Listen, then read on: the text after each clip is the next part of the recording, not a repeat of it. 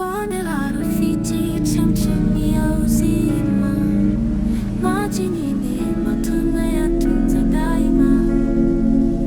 Bodi inasimamia kazi muhimu sana.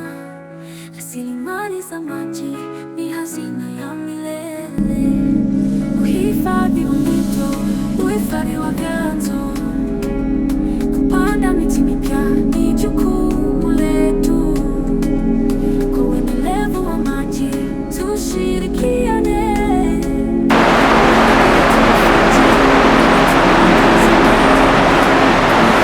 Katika bonde la Usangu wilayani Mbarali mkoani Mbeya, maji sio tu chanzo cha uhai bali ni uti wa mgongo wa maisha ya wananchi, kwani maisha yao yanaendeshwa kupitia sekta ya kilimo cha umwagiliaji, ufugaji, lakini pia maji yanayotoka katika bonde hili yanategemewa katika uzalishaji wa nishati na uhifadhi wa mazingira.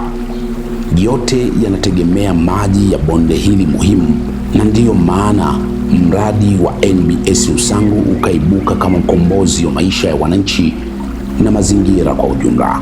Mimi kwa majina naitwa David Mginya, ni mratibu wa mradi wa uimarishaji wa mbinu za kijamii za usimamizi wa mazingira na kuhimili mabadiliko ya tabia nchi katika bonde la Usangu, kwa ufupi unaitwa NBS Usangu. Mradi huu unatekelezwa katika vijiji 45 vya wilaya ya Mbarali, mkoa wa Mbeya. Mradi huu una shughuli kuu zifuatazo. Kwanza ni shughuli ya uimarishaji wa mbinu za asili za kijamii za usimamizi wa mazingira ambazo katika eneo la mradi shughuli mbalimbali zitatekelezwa kwenye kipengele hiki, kwa tunasema kipengele cha mradi au components. Kwa component ya kwanza ni kuimarisha mbinu za asili za kijamii za usimamizi wa mazingira na kuhimili mabadiliko ya tabia nchi. Kwa hiyo kwenye eneo la mradi shughuli zifuatazo zitatekelezwa. Ya kwanza, tutatekeleza shughuli ya upandaji wa miti rafiki na maji kwenye vyanzo vilivyoko kwenye eneo hili la Usangu au kwenye bonde la Usangu. Shughuli hizi zinalenga kuhakikisha kwamba mazingira na vyanzo vya maji kwenye maeneo haya zinaimarishwa kwa kupanda miti, na katika shughuli hii wananchi watashirikishwa katika upandaji wa miti. Tutashirikisha shule za msingi katika upandaji, ambapo tutaunda kamati za mazingira, tunaita school environmental clubs, kwa ajili ya kushiriki katika shughuli hizi za upandaji wa miti rafiki na maji. Kwa hiyo itakuwa mojawapo ya shughuli. Shughuli ya pili, tutakuwa na utoaji wa elimu kwa wananchi ya uhifadhi wa mazingira kwa ujumla wake, utumiaji wa nishati mbadala, kwa mfano utumiaji wa nishati jua, utumiaji wa umeme ambao pia unasaidia au unapunguza ukataji wa miti katika eneo la kidakio cha Usangu, na hivyo kuimarisha mazingira na usimamizi wa mazingira kwa ujumla. Mradi wa NBS Usangu umefanikiwa kurejesha mito iliyokauka na mingine kupoteza uelekeo wake wa asili. Mito kama Mswiswi na Mloo imefanyiwa marekebisho ili kuruhusu maji yatiririke kwa uhalisia wake, hatua itakayosaidia kupunguza mafuriko katika makazi ya wananchi yaliyokuwa yanasababishwa na mito kuhama njia zake. Tutakuwa na shughuli pia ambayo shughuli hii pia ni ya msingi sana, shughuli ya urejeshaji wa mito iliyohama kwenye mikondo yake ya asili, tunaita river training. Shughuli hii ni ya msingi kwa maana ya kwamba katika eneo la mradi iko mito mbalimbali ambayo imepoteza mikondo yake ya asili, na shughuli hii inalenga kuimarisha mtiririko wa maji unaoingia kwenye mto mkuu wa Ruaha Mkuu, tunaita Great Ruaha River. Kwa sababu eneo la mradi ni maeneo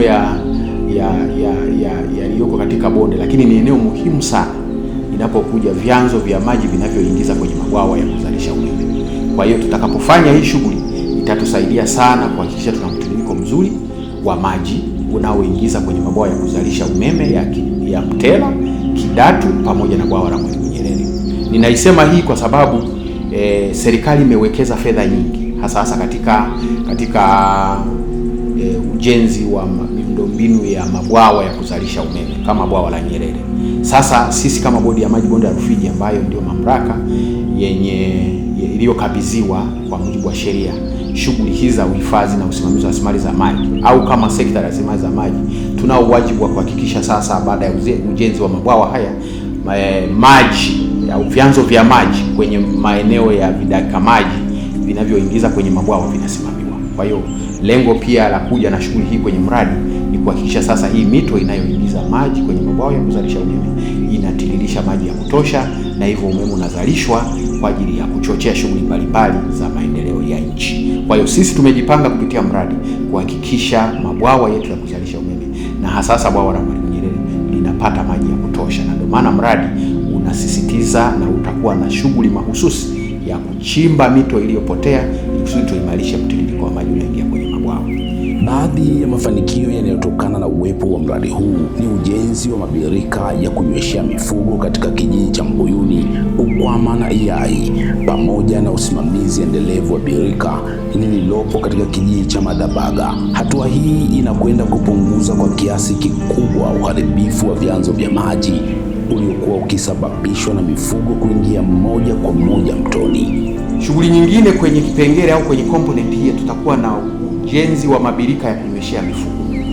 Ujenzi wa mabirika ya kunyweshea mifugo unalenga kupunguza uharibifu wa kingo za mito na vyanzo vya maji unaosababishwa na mifugo. Kwenye eneo la miradi kuna idadi kubwa ya mifugo ambayo mara nyingi hususan wakati wa kiangazi inaenda kunyeshewa au kuchukuliwa kwenye vyanzo vya maji. Sasa mradi unakuja na njia mbadala ambapo yatachimbwa.